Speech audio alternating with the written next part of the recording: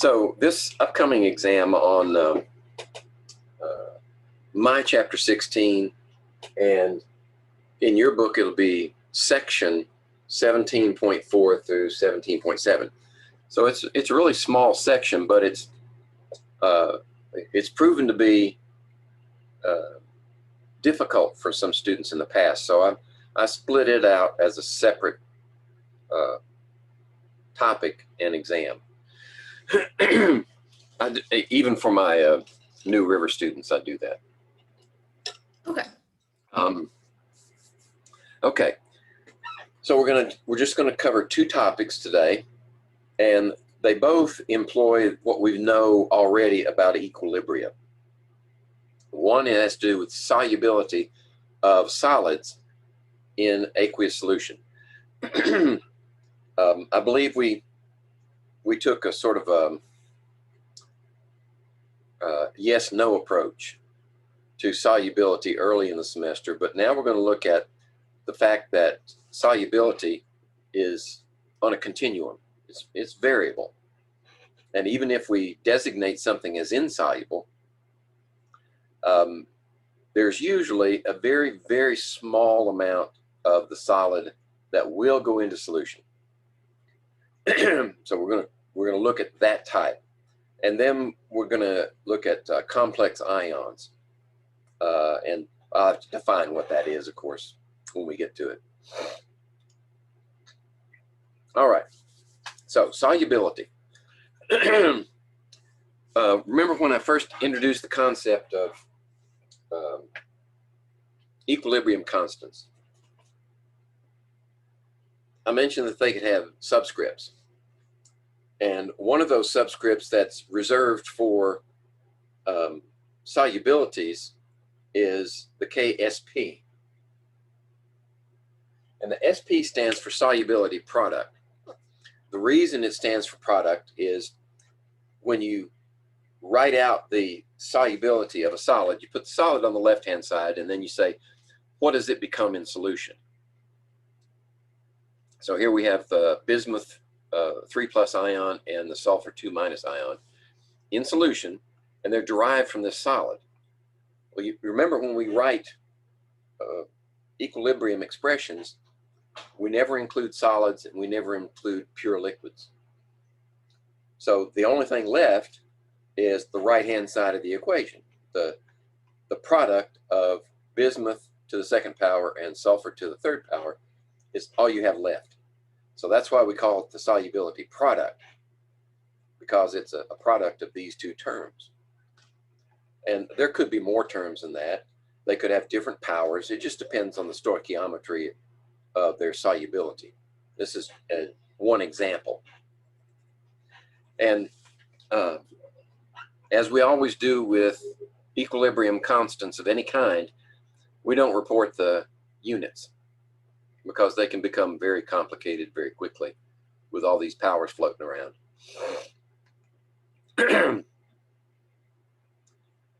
Okay,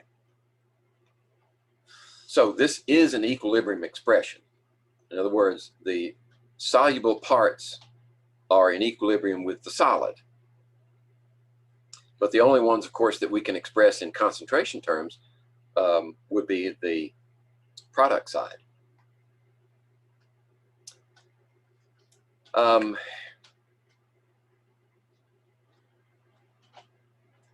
Here's a question. If you're comparing several different salts, and solubilities reference ionic compounds. So we're talking about salts, and cation, anion. And you're discussing this at a given temperature. The question is, does a higher K value necessarily mean a higher solubility? If you're comparing salts, say we have the KSP for one salt and the KSP for another salt,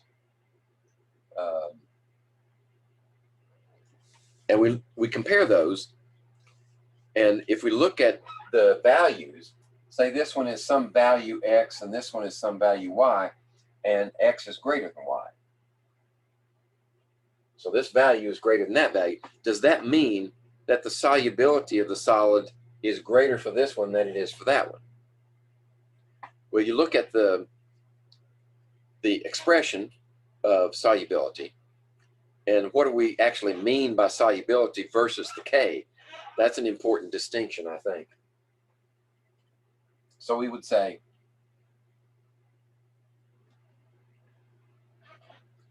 if we have, well, here's one that comes up all the time. Silver chloride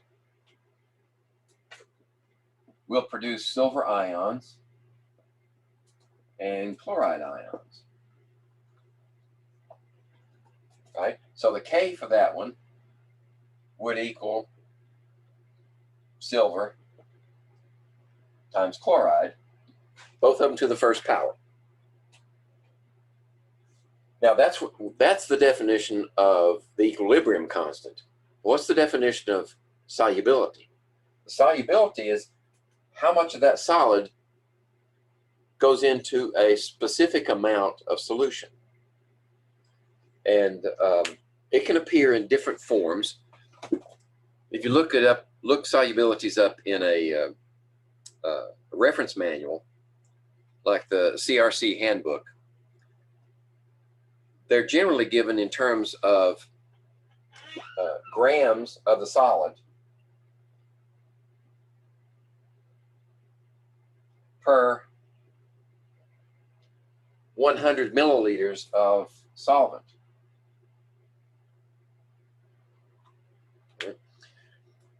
For our purposes, that's not very helpful. We're going to express concentrations in molarity.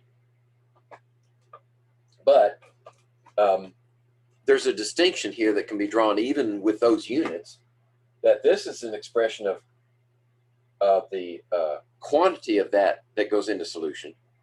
And this is the expression of what's the equilibrium status. So they're not equivalent. They're related. They're definitely related, and one can be used to calculate the other. But to go back to the question, if you compare those two K values, just because one is bigger than the other doesn't mean that the solubility is larger for the larger K value. And the reason for that is predominantly, what does the solid become? If it becomes 2 of these and 3 of those, for instance, then that introduces a power here. And that power will inflate the value of K for one of them versus the other. So you see, you can have a K value that's larger for one than the other, but the solubility is actually greater for the smaller K value. Okay, I hope I didn't confuse with that statement, but it's important to draw a distinction between K and solubility.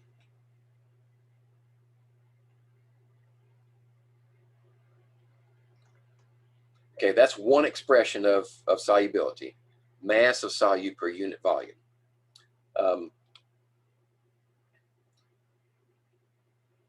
We'll see what happens. We might express it that way sometimes. Molarity is more common though, easier to deal with when you're comparing Ks with solubility.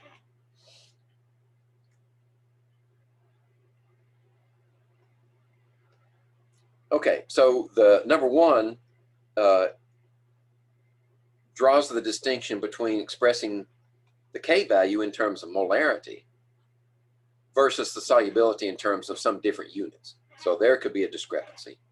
And then number two is the explanation I just gave, where those powers of the dissolved products introduce an inflation effect on the K value. Okay, so let's use this KSP for silver chloride and calculate the solubility for silver chloride in water. Let's see. We'll just leave that as is. Maybe I better move that out of the way, because I'm going to need this space. So the KSP expression is silver times chloride. Okay, and that value is 1.6 10 to the minus 10. All right, so for practical purposes, silver is insoluble. Right? Most of it will stay solid simply because of that value, 10 to the minus 10. That is vanishingly small. But it is there. It's real. Okay, so there's our solubility product expression. And this is what it would look like if you just skip several steps. Okay, so let's build our ice table. That's where this is derived from.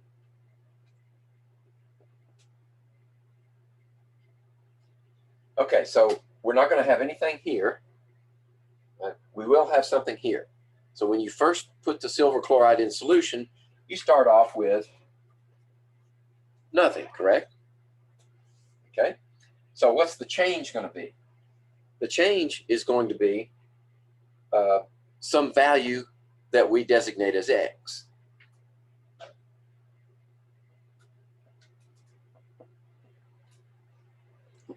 Now, does it matter that minus X is over here? No, because that term is not even found in the expression. But it might have value in terms of what does X mean, right? If this is the loss of X, that would be how much of it goes into solution.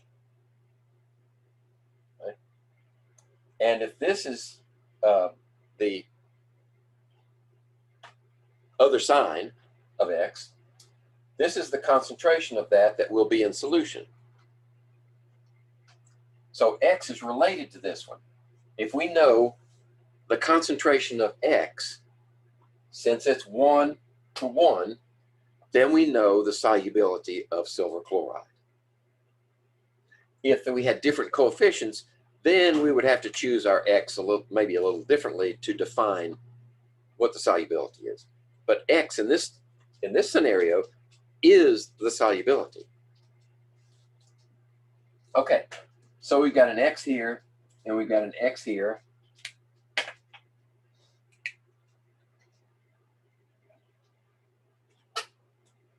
And what is that equal to? Well, product. X times X is equal to the solubility product. So that's where that expression comes from, right there.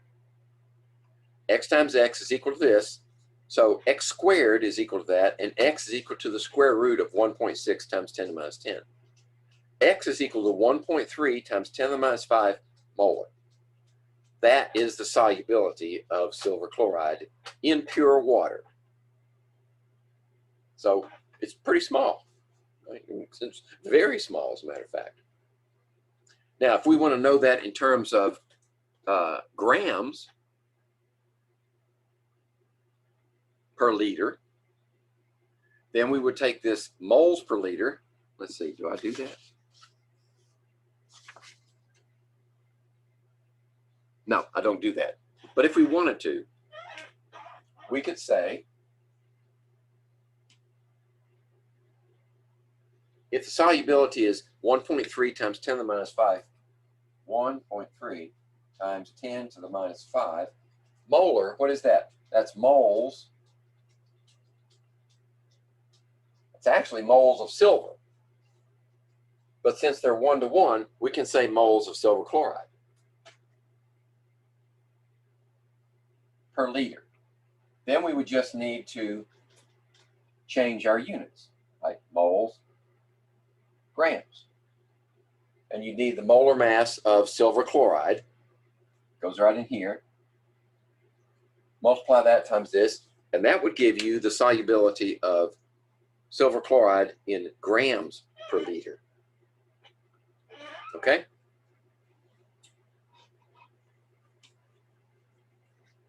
Let's see, I'm going to erase that and this. I have a suspicion that we're going to stick with silver chloride for a little while. Oh, no, we're going to do silver phosphate. Okay. So let's see, how would things differ for silver phosphate? We need to write the formula for silver phosphate first. So silver is a +1 charge. That's not going to work.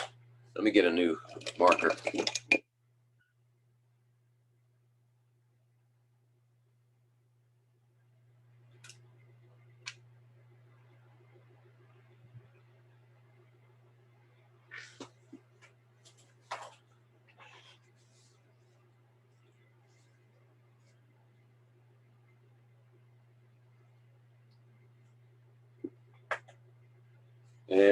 Pardon me for a second here.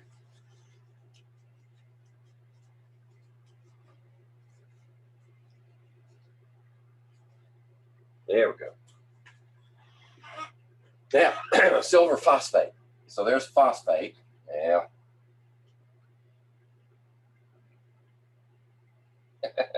It don't want to flow.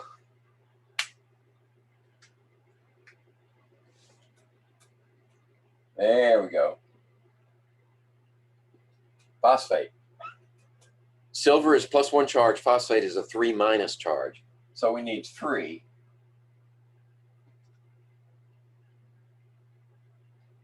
We need 3 of these. Okay. So now when it breaks up into its ions in solution, we're going to have 3 silvers. And how many chlorides? Well, we're not going to have any chlorides, are we? We're going to have phosphate. There we go. We're going to have 1 phosphate. Okay. So now it's important. Well,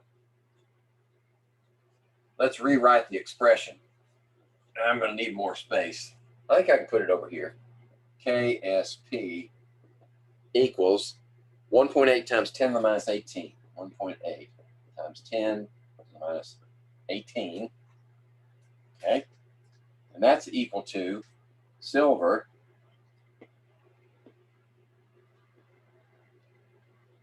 right? 3 power and phosphate. Okay. Now we need to choose our X wisely. Right? It's going to be initial, of course, is going to be 0 and 0, right? 0, 0. And then change is going to be what? Well, you're going to get, depending on what you choose as X, it's important in this case, especially to choose X such that when we solve for X, that value is the solubility.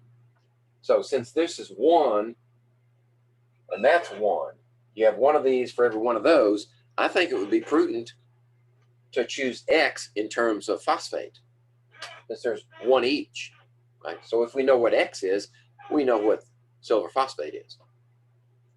So let's say we have plus X here. So if that's 1X, what is silver? Well, for every 1 of those X's, you get 3 silvers, don't you? So actually, we're going to have 3 X's for silver. Okay, so that means total of 3X and X. So now this expression is in terms of 3X for silver,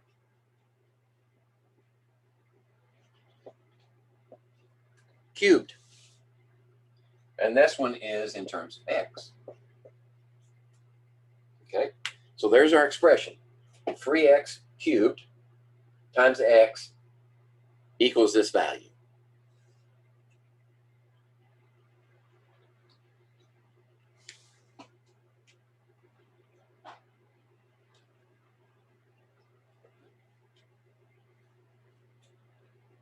All right, let's see, do I have that? No, I don't have it worked out, so I'm going to put it on the board. It's not in the slide. All right, so now we have, what's 3x cubed? 3 times 3 times 3 is 27. So I have 27 x cubed times x equals 1.8 times 10 to the minus 18. And this means 27x to the 4th power, doesn't it? So that means if this is to the 4th power, then we say 27 divided into that, and then we take the 4th root of that product, of that quotient. So 1.8, 10 to the minus 18, and then we divide by 27, okay? And then we take the 4th root. So you need to figure out how to do different levels of roots in your calculator. Mine only has a key for square roots. So to do 4th roots, I've got to use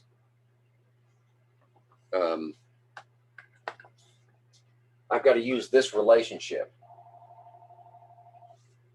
Pardon me.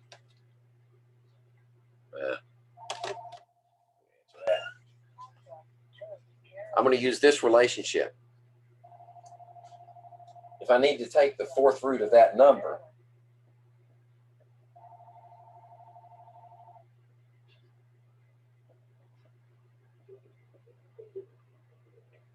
right?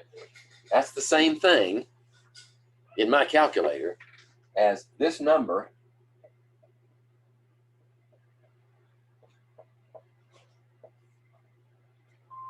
to the 1/4 power.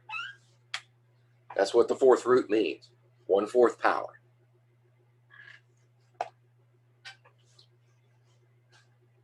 So let's see, where's my number? Oh, I'm sorry.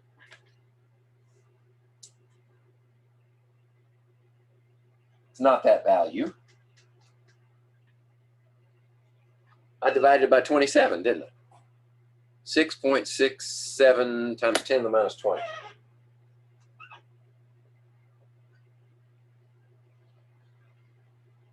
There we go.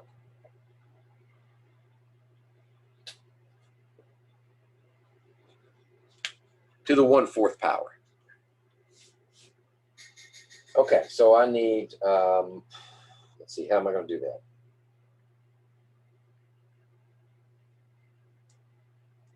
There, and then I hit that key. So what does this mean? This can also be expressed as the square root of the square root.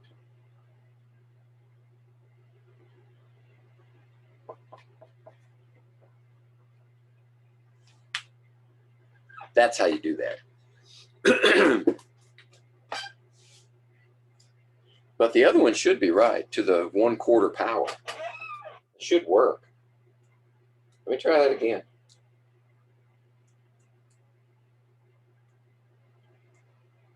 Yeah, that works. So it's either this way, or you can take this number to the 1/4 power. Both ways work. And gives you this value, 1.6 times 10 to the minus 5 molar.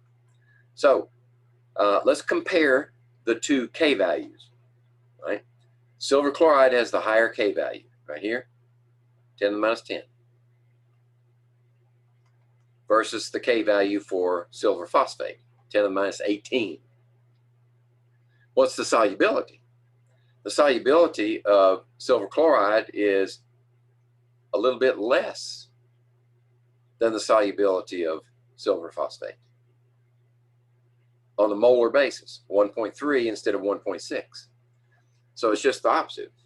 That just illustrates the point that the K's can be this order, larger, smaller, and then the solubility can be smaller, larger. Once your instructor gets his act together and calculates correctly.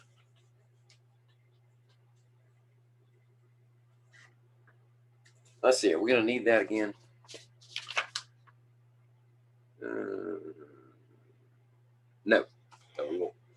So I can erase this. I think this is getting clogged up. Let me use a fresh one. That's better.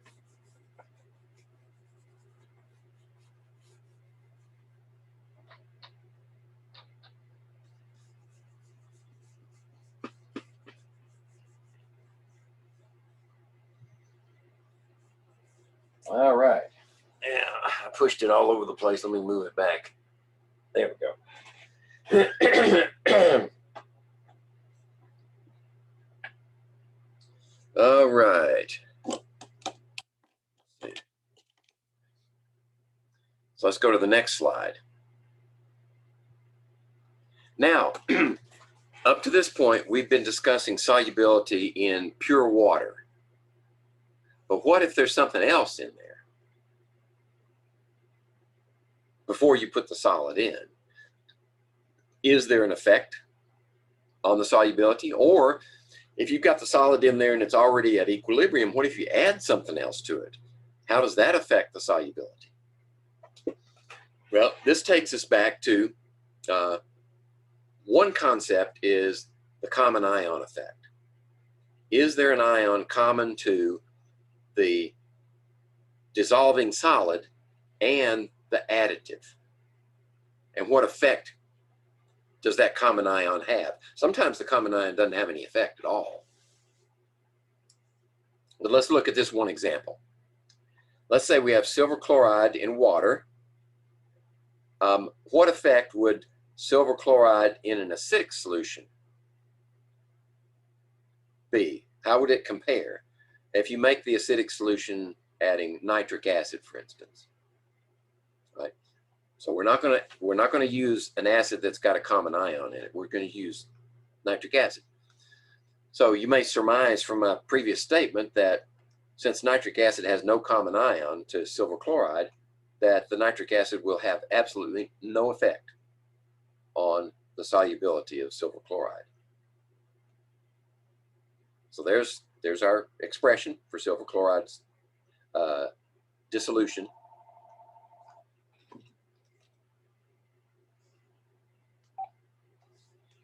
And there's what happens to nitric acid in solution. This is actually, that double barb is probably not accurate. Nitric acid is strong acid. It goes into solution completely. So if you put those two together, they're in the same solution, right? So what would happen if you combine the reactions? Right? So you get silver chloride and nitric acid on one side, and silver chloride, hydrogen, and nitrate on the other side. Now, are there any reactions among these? The only reaction I can see is hydrogen and chlorine. Hydrochloric acid is strong, so they're not going to go backwards. They're not going to form anything. HNO3 is derived from a strong acid, so they're going to stay dissociated. So there's nothing to react with either silver or chloride to drive the reaction back or to bring it forward. There's nothing in there to do that. In fact, HNO3 and H plus NO3 minus, those are all spectators. They don't do anything.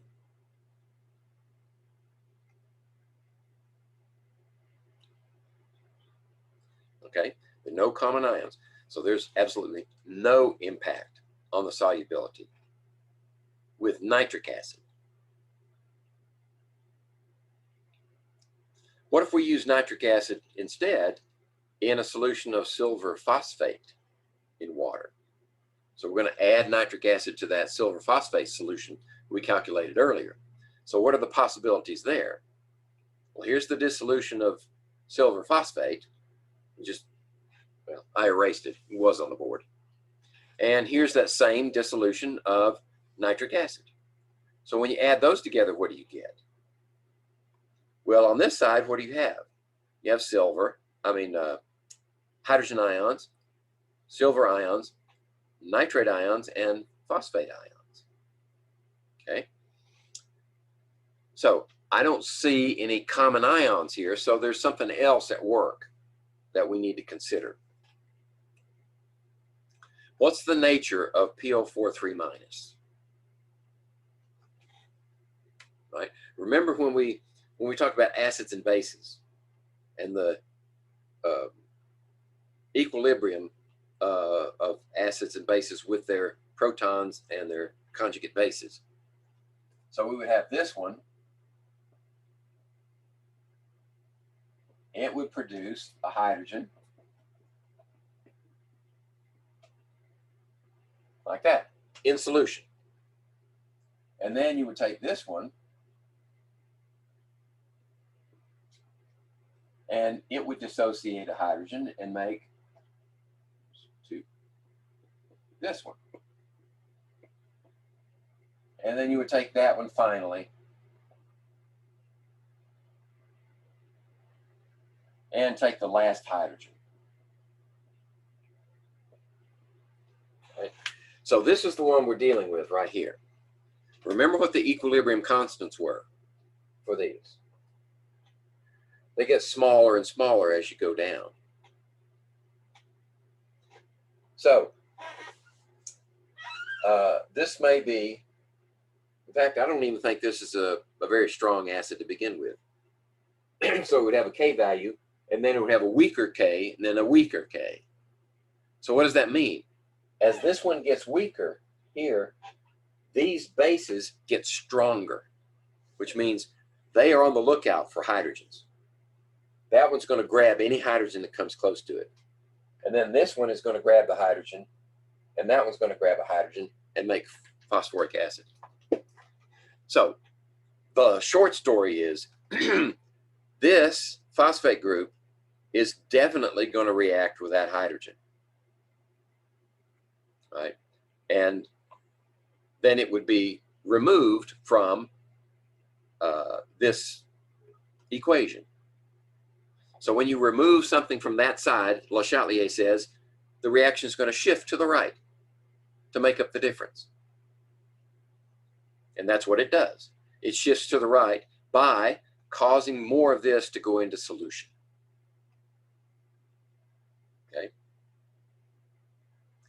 Okay.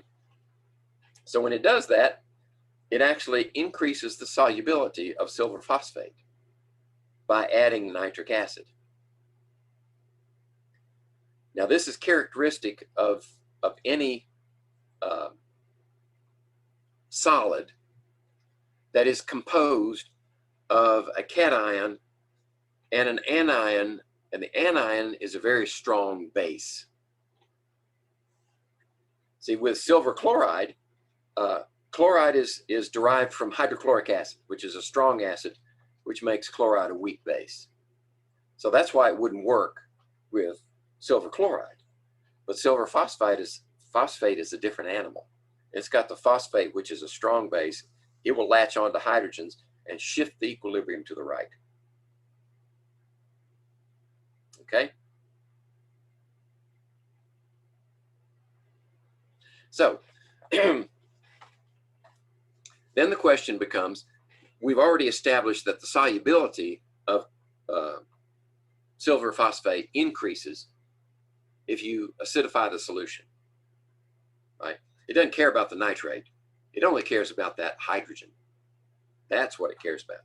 So you could do the same thing with hydrochloric acid and silver phosphate.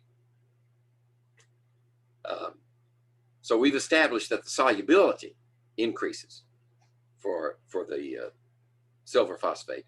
What happens to the KSP? The KSP for water versus the KSP for acidic solution. Fact of the matter is, as long as the temperature is constant, the KSP is the same. It is, in fact, a constant. And the only the reason it's a constant in either solution can be traced back to the expression of the equilibrium. Right? If the equilibrium expression is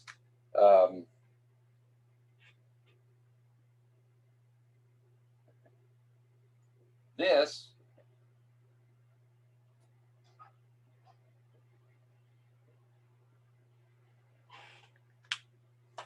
where's the acid in there? It's nowhere. Doesn't matter. This expression is for aqueous solution. Now, if we change the solvent, that will make a difference. But as long as the solvent is water, then the KSP is the same, whether it's neutral or acidic. Okay. So let's try something else. This is not going to be acidic, but there will be a common ion. If we try to calculate the solubility of silver chloride in calcium chloride solution. Okay. So let's make some space here.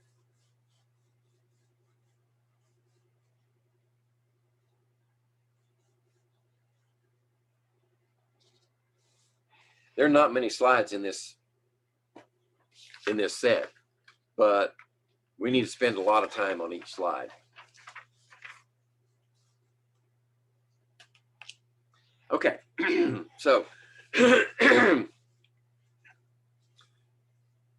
what's the equation? Silver chloride, solid, produces silver ions plus chloride ions. Okay, so initially, what do we have? What do we have when we start? Do we have any silver? No, we just added it. We haven't even started to dissolve it yet. Do we have some chloride? Aha, yes we do. We have chloride in the concentration of 4 times 10 to the minus third molar.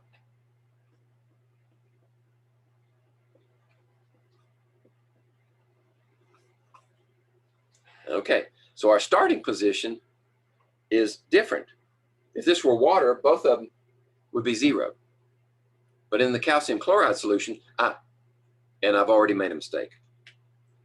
That's the molarity of calcium chloride. What's the molarity of chloride ion?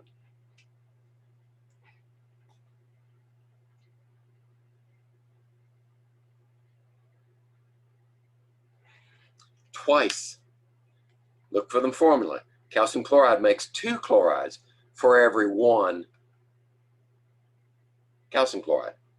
So we have 2 times 4, 8 times 10 to the minus third molar of chloride ions. Okay, so now that we've got our initial, what's going to happen? Well, there's no silver over here, so we know the reaction's going to the right.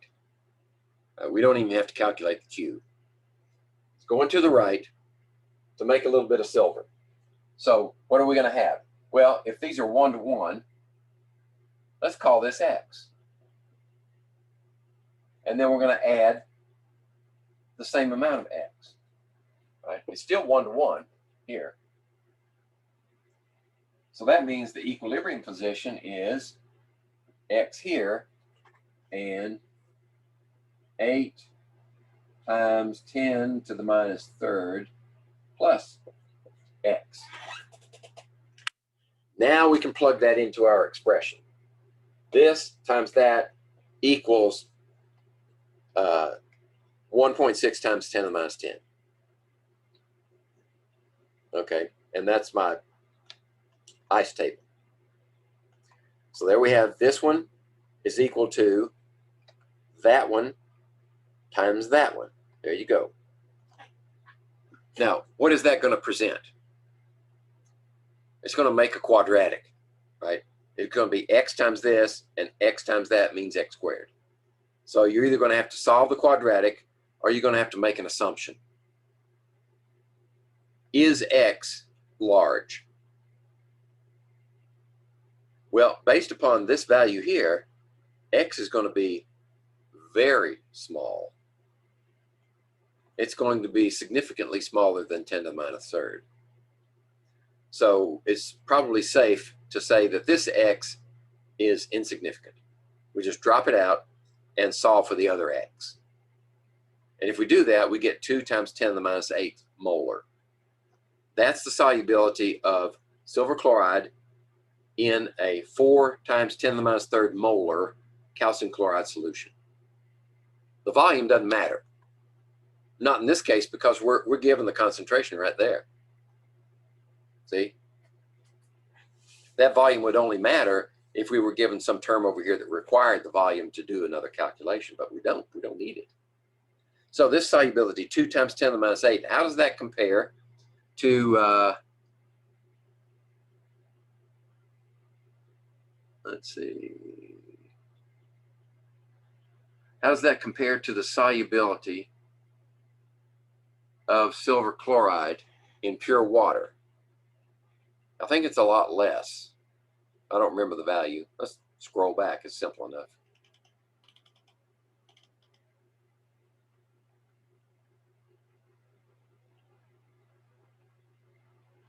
There it is, 1.3 times 10 to the minus 5. Okay. So 10 to the minus 5 versus 10 to the minus 8, that's 3 orders of magnitude, 1,000 times less soluble, simply by putting just a little bit of calcium chloride in there.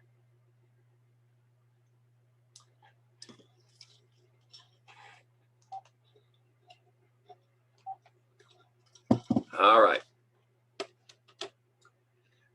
What's next on the agenda? What if we try to calculate the solubility of silver chloride in calcium nitrate solution? In this case, you look for the common ion. There are none. Right? No common ion to influence your starting position. Right? There's no nitrate in there. You haven't influenced the starting position at all. So the solubility will be exactly the same. And there's no other plus. Silver ions don't react with nitrate, because silver nitrate is completely soluble. And chloride with calcium would be another possibility, and that's completely soluble. So you have no other side reactions to influence the overall. Right? So the solubility is still 1.3 times 10 to the minus 5 molar. Okay. How about, let's use what we know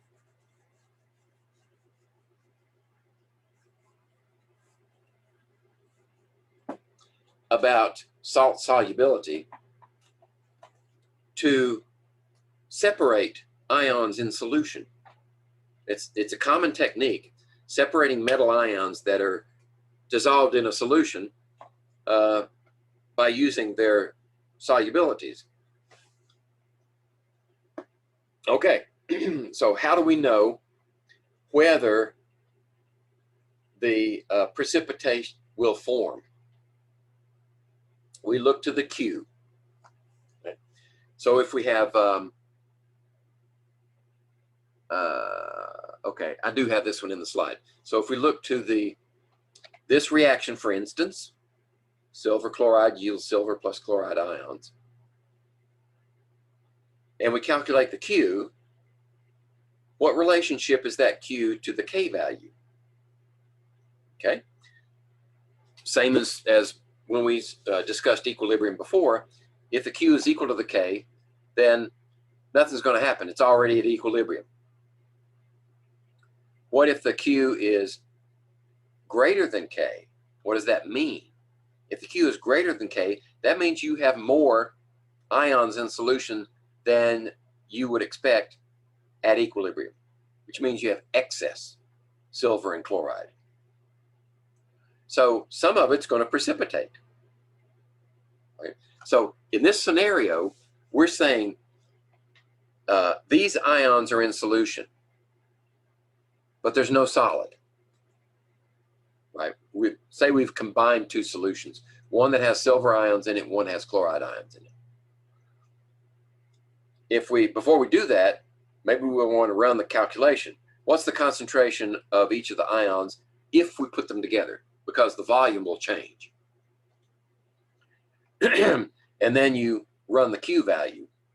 And if the Q is greater than the K, you should expect some precipitation.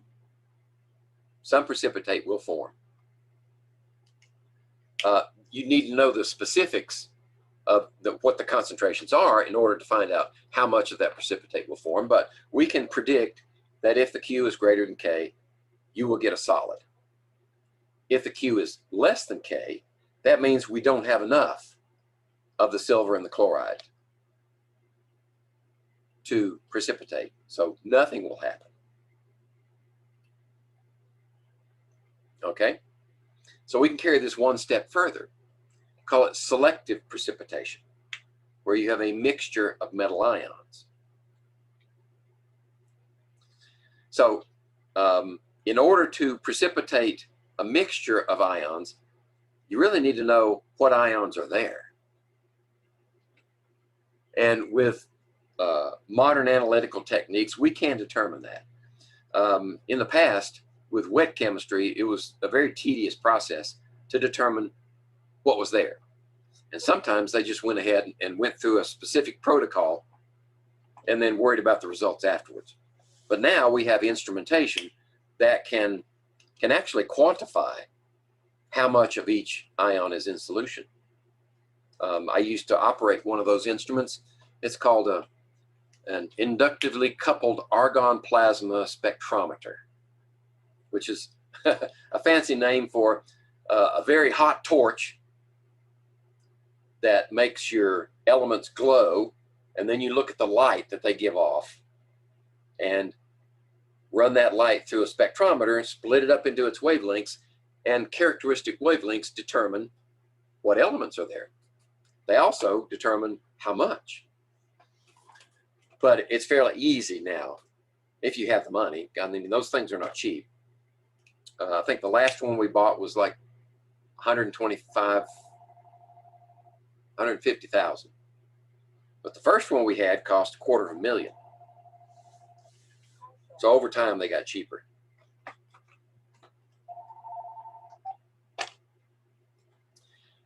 And then once you know the ions that are there, then you can construct a sequence of modifications to the solution that will allow you to precipitate selectively your ions.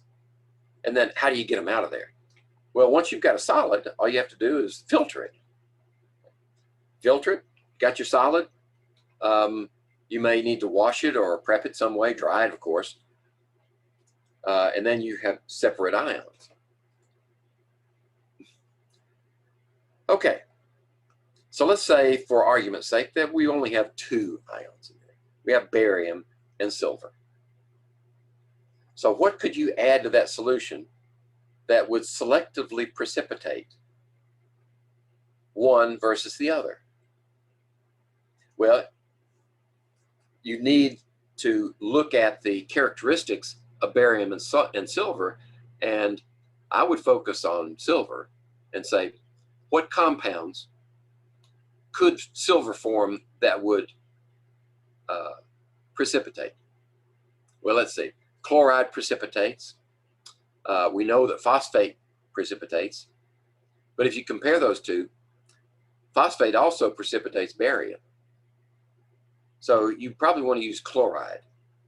Add something with chloride in it, like sodium chloride would be fine. Sodium would be a spectator.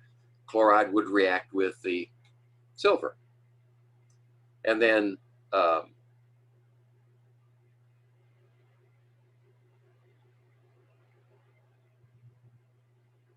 that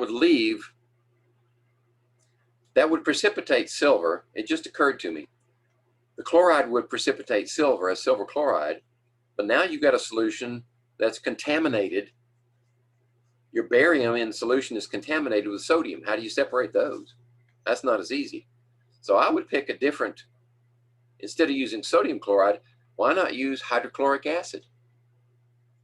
Then you're adding protons, right, which are easily removed. So if you add hydrochloric acid, you precipitate silver chloride and you leave an acidic solution of barium in there. And then if you add hydroxide, right, you could add sodium hydroxide then the hydroxide would neutralize the acid, plus barium hydroxide is insoluble, and you could pull out your barium also. I need to put that in that slide, don't I? Just in case the next time I show it, I don't remember that part. Okay, so we're going to get a little more complicated. Say we have copper, mercury 2+ ion, nickel 2+, and manganese 2+. We're going to use hydrogen sulfide to begin to separate. Okay? Sometimes the separation groups the metals together, and then you have to take those individuals and say, all right, what are we going to do with that now? We've got this mixture. How do we separate them? So it can get complicated. But in this case, we're going to use hydrogen sulfide. All right, what do we know about hydrogen sulfide? Well, let's see. Do I have that in there? Yes, I do. Here's what you see with hydrogen sulfide in solution. Hydrogen sulfide is soluble in water and in equilibrium with, notice that H2S, that is an acid, right? So it will dissociate one proton and make HS minus. And the equilibrium constant for that one is 1 × 10⁻⁷.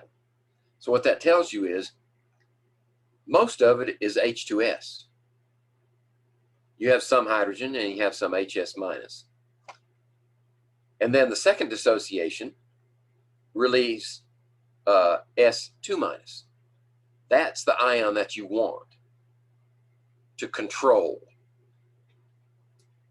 So the equilibrium for that one is 10⁻13. If you combine the two, then you get an overall K of 10⁻20, which means that there's not much.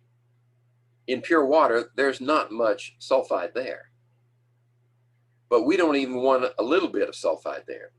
So what do? You add acid. If you add acid, protons, they will shift the equilibrium back to the left and take the sulfide with them. So now you have almost no sulfide in solution, just a little bit. You have very low concentration, and it's important to adjust the amount from recipe or from experience so that you have just enough sulfide to precipitate mercury and copper, because their solubility products are very, very low for HGS and CUS. So their solubility products are very low. That means it only needs a little bit of sulfide to precipitate them. A little bit of sulfide will make a Q that's larger than their Ks. And then, since the solubility products of nickel and manganese are much larger, you need more sulfide for the Qs, for their Qs to exceed their K values. So how do you do that? Okay, add hydroxyl, add base. Right? And the base, sodium sulfide is soluble, right? So you could add sodium hydroxide and you would not precipitate sulfide with sodium. But the hydroxyl would lower the concentration of hydrogen ions, and down here, it would shift the reaction back to the right. You would consume hydrogen ions, remove them from that reaction.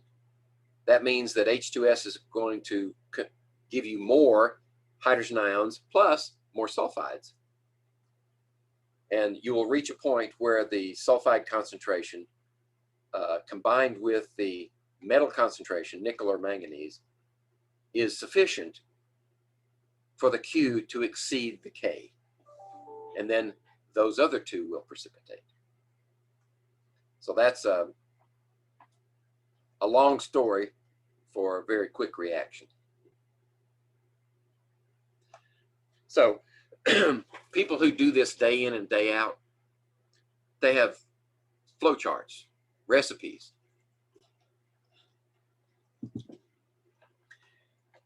And what we just discussed would look like this. If you have a solution of these ions, then you add hydrogen sulfide with an acidic pH. pH of about 2 will do it. And what that will do is precipitate the copper and the mercury and leave the manganese and the nickel behind.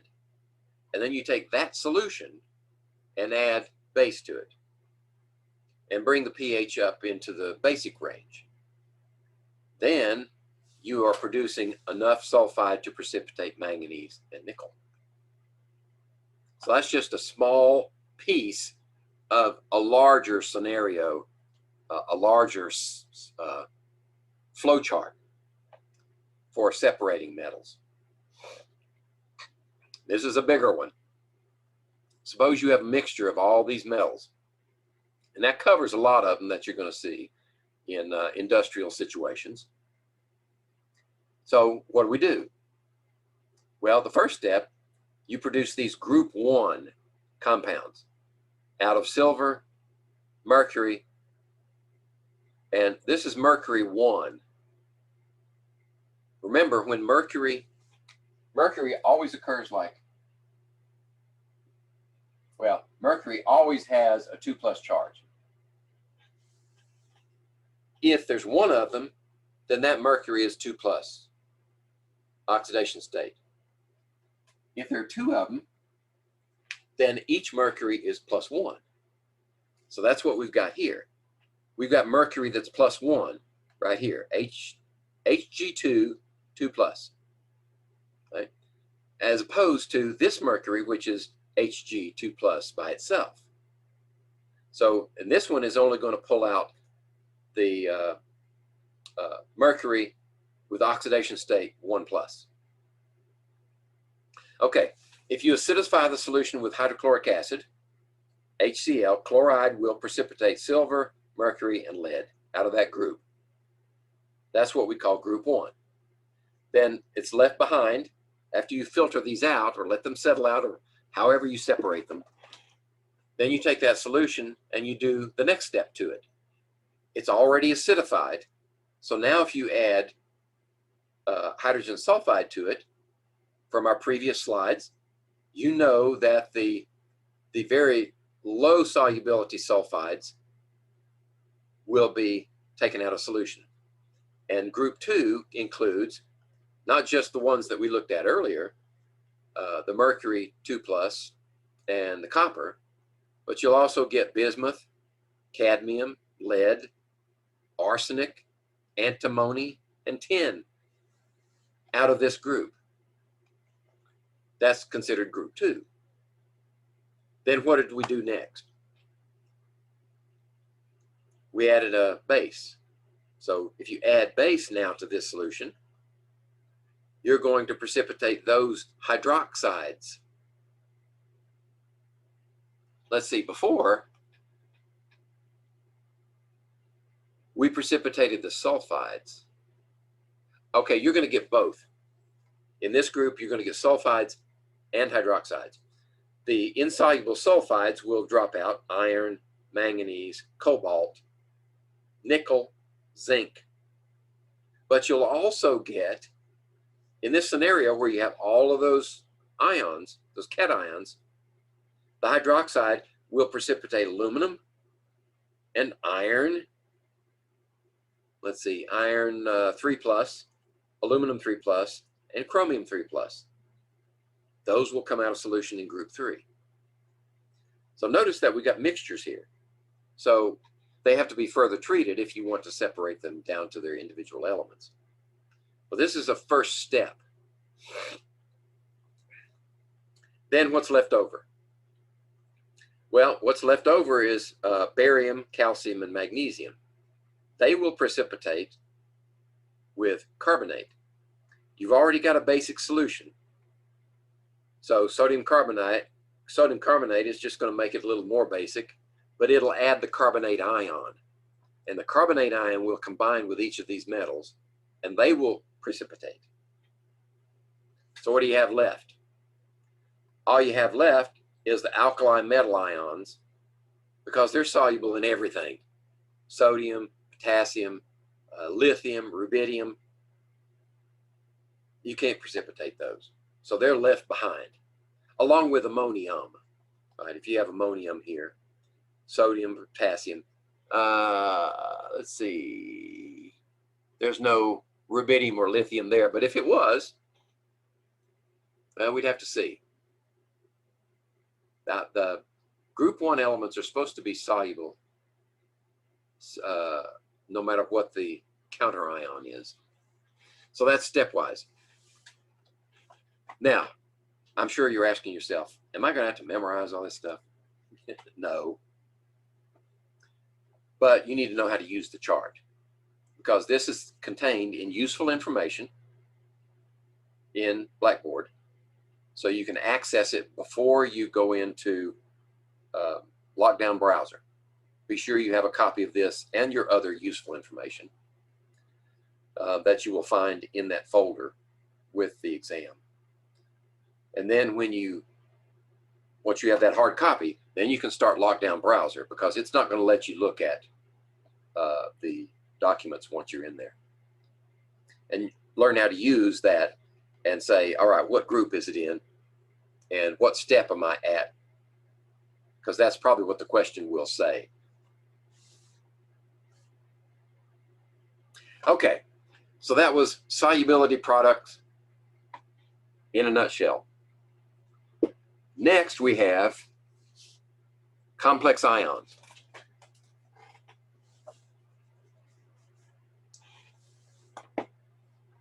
All right, what is a complex ion? A complex ion forms from a metal ion, and they seem to always be transition metals, although there can be some complex ions formed with these metals down here, but definitely with transition metals. And actually, you can get some of these heavier ones involved, but we're not going to deal with those. We're going to stay with the transition metals. All right. So you start with that metal ion, and then in solution, aqueous solution, sometimes all you have to do is put that metal ion in aqueous solution, and it will form a complex ion with water. The water molecules are Lewis bases. That is, they donate electrons. So if we look at water as an example,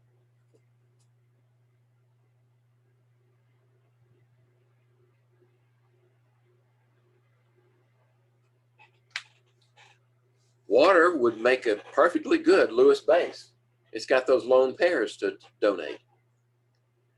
And these form a complex around that metal ion. They usually form either octahedrons, or some of them form tetrahedrons.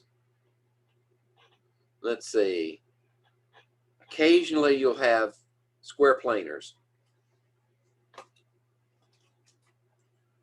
But that's neither here nor there.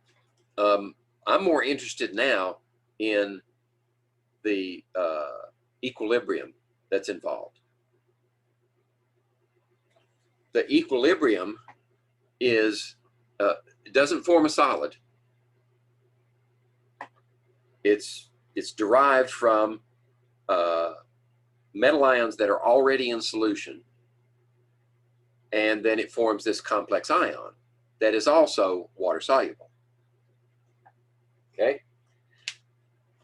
So, when you form the ion,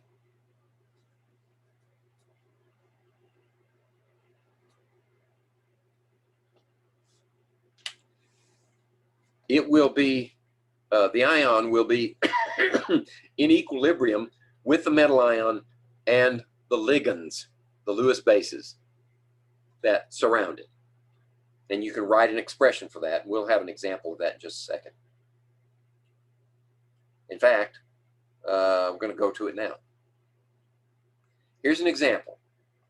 Beryllium, right? That's an alkaline earth. In fact, it's the simplest alkaline earth. Typically has a 2+ charge because it's in the second column. And it will form complex ion with fluoride. Okay, the formation constant for this, the stability constant, is like we were talking about acids. 1 proton at a time, in this case, 1 ligand at a time. So the ligand is going to be the fluoride ion. Right? That's the Lewis base. So the first one we form is BeF+. Notice that when you add a minus and 2 pluses, you only have 1 plus left over. So this is the first one. The equilibrium constant is this, 7.9 times 10 to the 4th. Notice that, at least for this reaction, the product is favored, highly favored. Beryllium fluoride plus 1 ion is highly favored. But then we can also take that beryllium fluoride ion and we can add another fluoride. So now we're going to neutralize that 1 plus, and now we have a neutral BeF2. The formation constant for this one, based on that reaction only, is 10 to the minus 3. Do the same thing for it again. Add another fluoride. Now you've added another negative. You got BF3 minus. And there's your formation constant. And you add one more. It'll accept one more. And you have BeF4 2 minus with this constant. Okay, those are the individual steps. But notice that each one is driven to the right predominantly.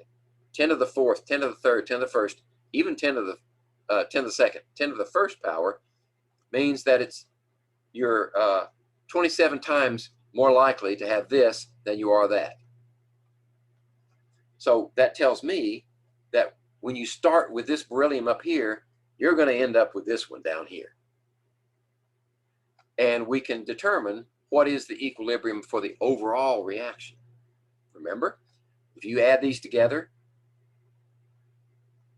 and cancel the things that are on both sides, on opposite sides of the arrows, then what's left over? This reaction, Be2 minus plus 4 fluorides yields BF4 2 minus. There you go. And what does the K? The K is multiplied, all of these together. So if you multiply them all together, you get 7.5 times 10 to the 12th. So that means this reaction is, astronomically favored for the complex ion formation. Now that's not always the case. Some complex ions have negative 10 to the minus value. And I'm going to show you one in a minute. So before we leave the topic of solubility entirely, let's look at complex ion and solubility in terms of how do you get an insoluble solid into solution? That's the question. You have two possibilities.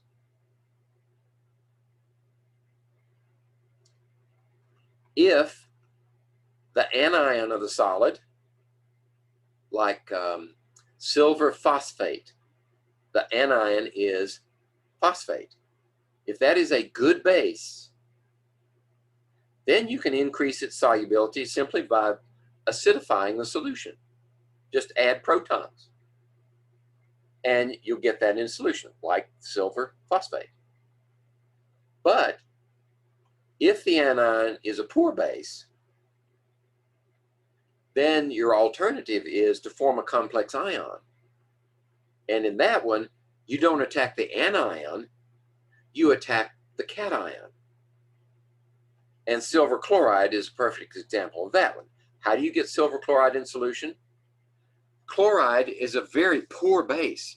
Acidifying will have no effect. We showed that. But if you can form a complex ion with silver that removes silver ion from that equilibrium, then more silver chloride will dissolve to replace the silver that you put into that complex ion. Okay, those are two possible scenarios for increasing the solubility of an insoluble solid. Okay.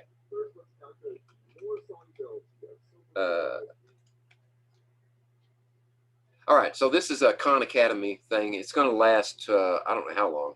Let's see. Oh, that's a long time. We've got the time. So let's watch it, and if it becomes too redundant, then I'll just stop it. I think what we're going to do is we're going to look at pure water, and we've already done these calculations, and then we're going to introduce ammonia and form a complex ion with silver and ammonia. So that's where we're headed. All right, let me see if I turn the volume up. I hope you can hear it. You may have to turn the volume up on your end too. Water, and then we're going to compare the solubility that we get in part A to the solubility that we're going to get in part B. And in part B, it's no longer pure water. We're going to have some ammonia present. So we take some solid silver chloride, so that's this over here, and we put it in some pure water, and some of the silver chloride is going to dissolve, but most of it's going to stay in the solid form. So silver chloride is only a slightly soluble compound. So there's my little pile of undissolved silver chloride. But some of it does dissolve, and so we get a saturated solution of silver chloride. So there are silver +1 cations in solution, and there are also chloride anions in solution. And we have our solubility equilibrium. To find the molar solubility of silver chloride, let's go ahead and write down our ice table. So our initial concentrations, our change, and finally our equilibrium concentrations. Before we put the silver chloride in, we didn't have any ions in solution. So the initial concentrations of our product is 0. Right? We have 0 for the concentration of our ions. Some of the silver chloride that we put in dissolved. So we lost a certain concentration of our silver chloride, and we're going to call that X. So we're losing a certain concentration of our silver chloride. Look at our mole ratios. For every 1 mole of silver chloride that dissolves, we get 1 mole of silver +1 cations in solution. So if we're losing X over here, we're gaining X. We're gaining X for the concentration of silver cations in solution. And since our mole ratios are still 1 to 1, if we dissolve 1 mole of silver chloride, we gain 1 mole of chloride anions. So over here, we get a +X. So at equilibrium, our concentration of silver cations is X, and our concentration of chloride anions is X. So we write our equilibrium expression, and since this is a solubility equilibrium, we're going to write KSP, our solubility product constant, is equal to concentration of our product, so that's concentration of Ag plus raised to the power of the coefficient, so raised to the first power, times the concentration of chloride anions, Cl minus, raised to the power of the coefficient to the first power. So we can plug in our solubility product constant at 25 degrees. It's 1.8 times 10 to the negative 10. So we put in here 1.8 times 10 to the negative 10. And this is equal to, this would be X times X. So it's equal to X squared. So we can get out the calculator and solve for X. So we have the square root of 1.8 times 10 to the negative 10.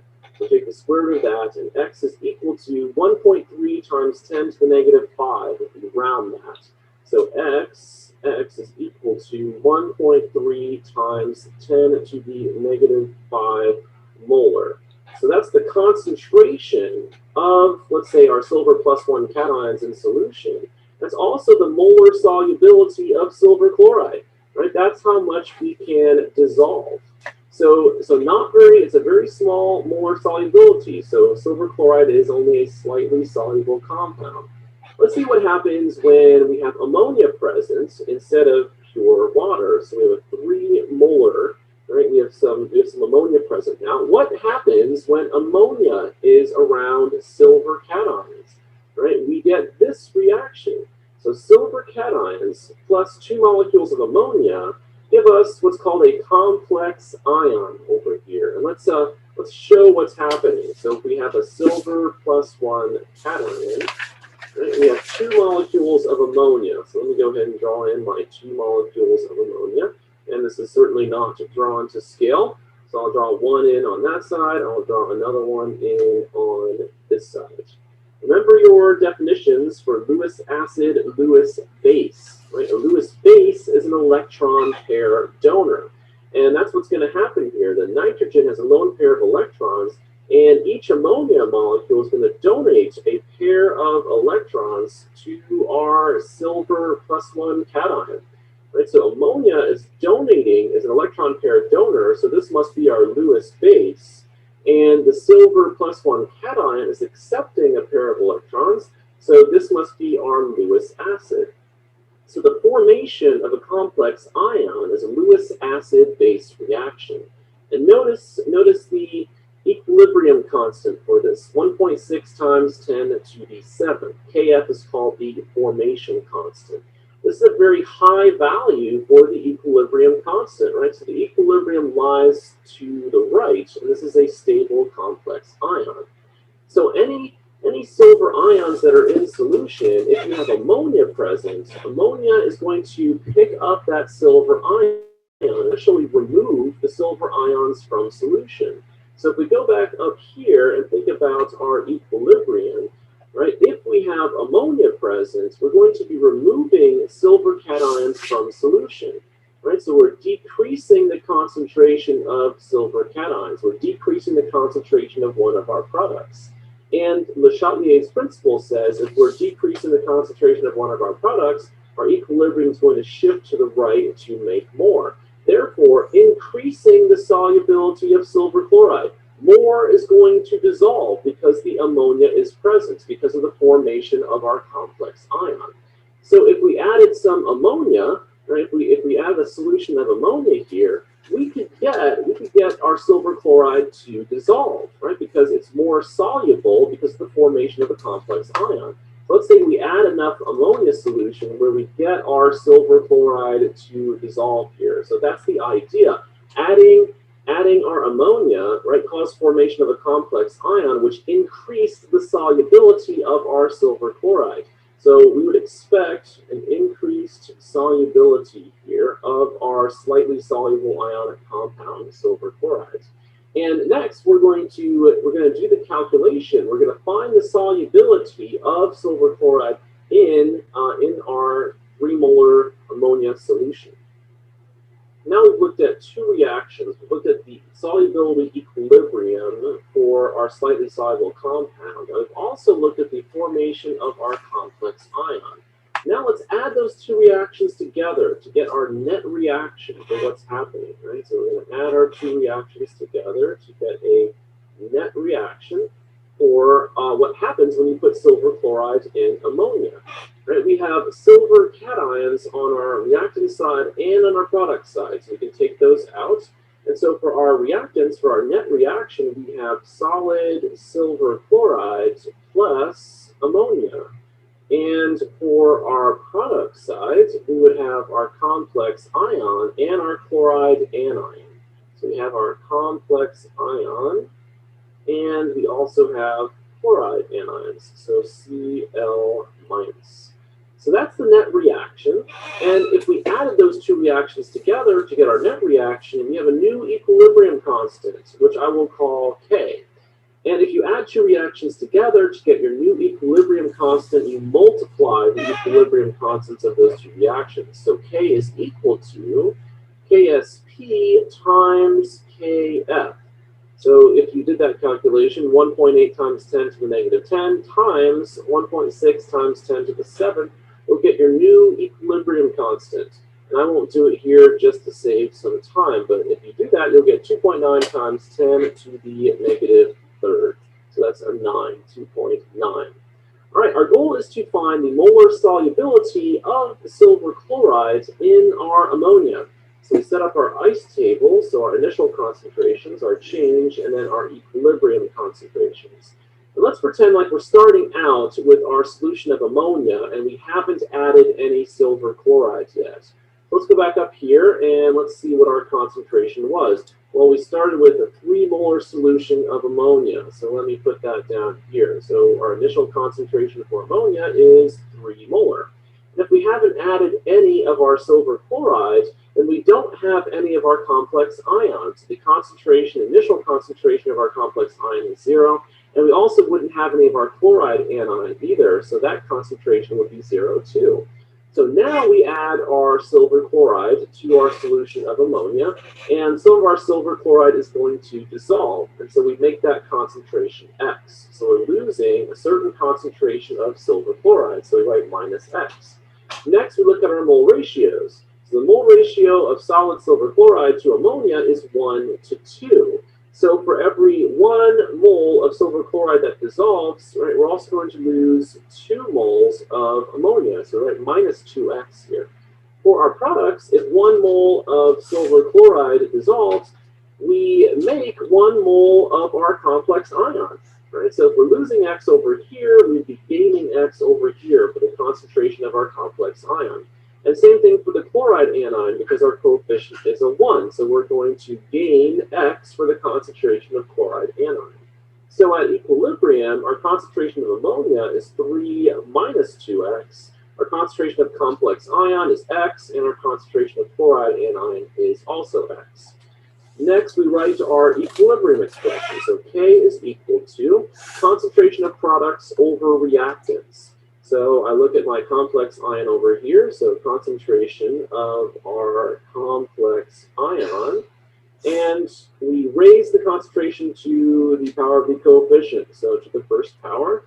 This is times the concentration of our chloride anion, so times the concentration of chloride anion raised to the power of the coefficient, so raised to the first power. We also have some reactants here, so we leave silver chloride out because that's a solid, right? But we have ammonia, so this is all over the concentration of our reactant, so this is over the concentration of ammonia. And notice our coefficient is a 2, so we need to have a 2 here. Next, we plug in our equilibrium concentrations. So our equilibrium concentration of ammonia is 3 minus 2x, our equilibrium concentration of complex ion is x, and our equilibrium concentration of chloride anion is x. So on the right side, we would have x to the first power times x to the, take that out, times x to the first power, right, all over 3 minus 2x to the second power, so squared. And then we can plug in our equilibrium constant k, which is 2.9 times 10 to the negative third. So 2.9 times 10 to the negative 3 is equal to, on the right side, we would have x squared. So we write this out. We would have x squared over 3 minus 2x squared is equal to 2.9 times 10 to the negative third. And so what we could do here, these are both x squared, right? These are both x squared, so we could just say that this is all squared on the right side. And then we could take the square root of both sides, right? So take the square root of 2.9 times 10 to the negative third. I'm letting him do the talking right now. Square root of what's on the right. So the square root of what's on the right would be no, this is a video. 3 minus 2x. And let's take out the calculator to do the other one. So square root of 2.9 times 10 to the negative third is equal to, let's round that to 0.054. So it just makes it easier here to round that. So 0.054. Our goal is to solve for x. Our goal is to solve for the molar solubility. So we can multiply both sides by 3 minus 2x. So when we do that, right, we would have this. So we need to multiply 0.054 by 3. And if you round that, you're going to get about 0.16. And 0.054 times 2 is approximately 0.11. So we have 0.16 minus 0.11x is equal to x. So we have 0.16 is equal to, both x's on one side. This is 1x, and this is 0.11x. So 1x plus 0.11x is 1.11x. And so now we need to solve for x. Right? So we've done our math here. So we have 0.16, and you divide that by 1.11, and that is equal to 0.14. So x is equal to 0.14, which is only approximate because of all the rounding that we've done. So this is concentration, right? So this is our molar solubility. If we go back up here, x equal to 0.14 molar, right? So that's our concentration of complex ion in solution at equilibrium. That's our molar solubility of silver chloride, right? So it's 0.14 molar. Let's go way back up to the beginning and compare the molar solubilities. Right, so in pure water, the molar solubility of silver chloride is 1.3 times 10 to the negative 5 molar, which isn't very soluble at all. But now we have ammonia present. We've increased the solubility, and we just calculated the molar solubility is 0.14 molar. And obviously 0.14 molar is a lot larger than 1.3 times 10 to the negative 5. So the formation of a complex ion increased the solubility of our slightly soluble compound, silver chloride. Okay. I decided to let that run because he was talking about everything that we're going to discuss to the end of this chapter, into the slide set, and he does it very well. That was Sol Khan.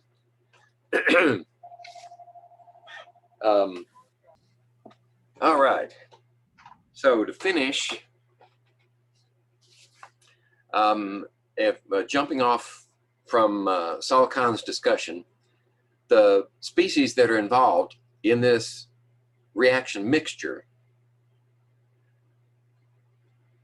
are, of course, the silver solid, silver chloride solid, the silver ions and the chloride ions, initially at very small concentration with that KSP. And I think he used the same KSP there. Yeah, that's right. Then you also have the reaction of silver ions with ammonia, and this is the first step. And the K value for the first step is 2.1 times 10 to the third. I think Sol Khan combined both reactions into one K. And that's where we're going to have some difference there, because I'm doing them one step at a time. Then we have this one, and then we're going to add one more ligand, one more Lewis base, the ammonia, and we get our final complex ion. The K value for that one is this, 8.2 times 10 to the third. Now, if we combine all of those, let's see, we'll do that on the next slide. I do want to draw your attention to the laboratory exercise that I've prepared for complex ions. And be sure and read all the supporting information. If you want to know, well, for the longest time, I thought when you put ammonia in water,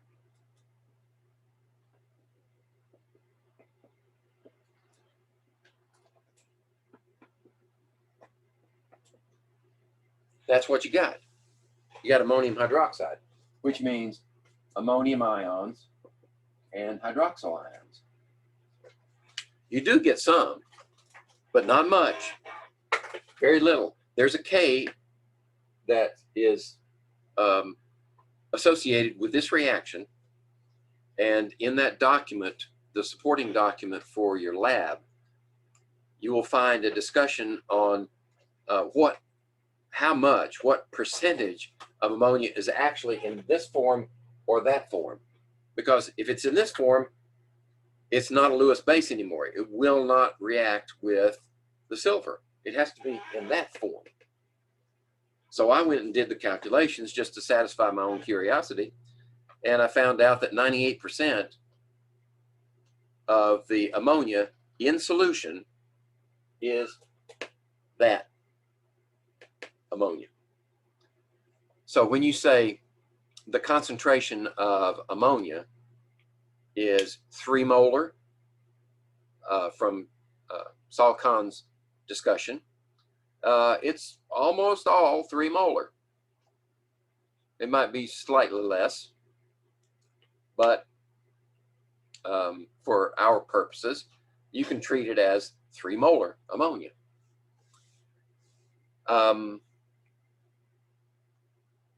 Okay, so this reaction is valid. We are reacting silver with ammonia, and there's lots of ammonia there. 3 molar ammonia.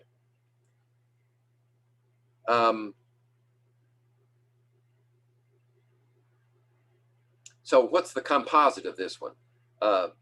Sol Khan did that calculation for us, only he used a composite of this one first, and we're going to use the individuals together. So we're going to get a slightly different number, right? When you add those together, the K is 2.75 times 10 to the minus third, and I think he came out with 2.9 times 10 to the minus third. So that'll modify your calculations just a little bit, right? So this is what the expression would look like, the equilibrium expression for that reaction, because all of this stuff is in the same solution. It is happening at the same time. So that's a valid expression for the equilibrium.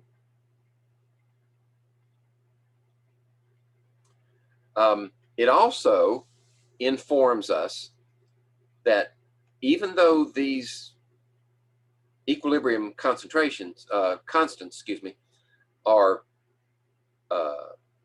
high positives, that when you combine them in this reaction with chloride, it's important to recognize that the composite K value is very small, 10 to the minus third. So that's why when you actually do these experiments, when you add ammonia to form the complex ion, the concentration of ammonia is usually very high. 3 molar is very high concentration. In fact, the exercise that I've given you to do for the lab on this particular problem is 10 molar. And that brings up another idea. What is the percent dissociation? Remember when we did that with equilibrium? What happens to the percent dissociation as you increase the concentration? So if we increase the concentration of ammonia, the percent dissociation actually goes down. So if you go from 3 molar to 10 molar ammonia, what is that going to do for the percentage of ammonia that's in solution and the accuracy of your estimate for these values? Actually, 10 molar is a better choice, because the higher concentration means that the dissociation is going to be less. It's going to be mostly, I mean, not just 98%, but 99.5% this way. So I think that's why 10 molar works better when we do that reaction in the lab. Okay, now back to this problem. We've got this arrangement. Now if we set up our ice table with ammonia here, and of course the solid silver chloride is missing, then you're going to get these products. And in this case, instead of 3 molar, we have 10 molar. So it's similar calculations, only now we substitute 10 minus 2x instead of 3 minus 2x into our reaction. So there you have the 10 minus 2x. And the we can also pull our square outside. This is an important distinction. If we could not pull that square out, then we run the risk of creating a quadratic. But since this is squared and that's squared, we can put the square on the outside.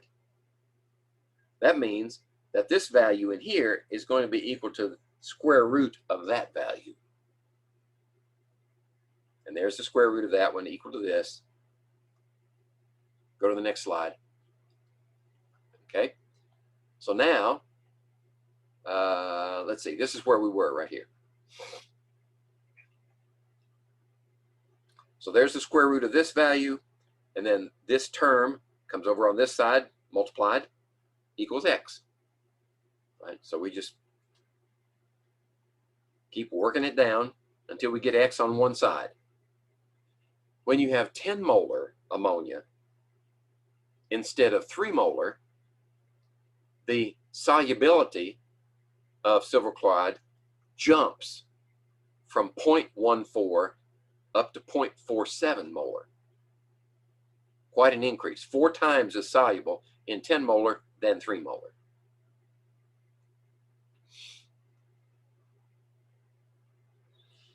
Okay, let's see. It may be interesting also to know, well, how much ammonia is left in solution? I was just curious.